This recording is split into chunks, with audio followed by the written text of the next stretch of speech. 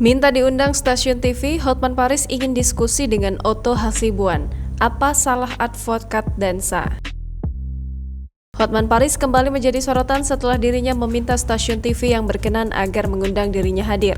Diketahui jika Hotman Paris meminta undangan dari stasiun TV untuk dapat berdiskusi dengan sosok ketua umum dari Perhimpunan Advokat Indonesia atau PERADI, yakni Otto Hasibuan. Hotman Paris mengungkapkan jika dirinya ingin berdiskusi secara kekeluargaan dengan Otto Hasibuan mengenai permasalahan dirinya yang disebut tak boleh melakukan dansa dan masuk ke tempat hiburan malam. Dilansir dari akun Instagram pribadinya @hotmanparisofficial, mengunggah sebuah video pernyataan dari Hotman Paris kepada stasiun TV agar mau mengundangnya berbincang dengan Otto Hasibuan Jumat 15 April 2022. Dalam video tersebut, Hotman Paris mengungkapkan kepada stasiun TV yang berkenan untuk mengajaknya hadir dalam acara yang bisa membuatnya berdiskusi dengan Otto Hasibuan selaku rekannya di PERADI.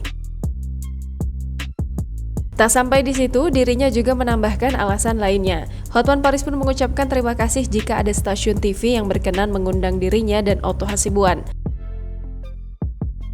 Sejumlah netizen pun lantas ikut memberikan komentar terkait pernyataan dari Hotman Paris tersebut.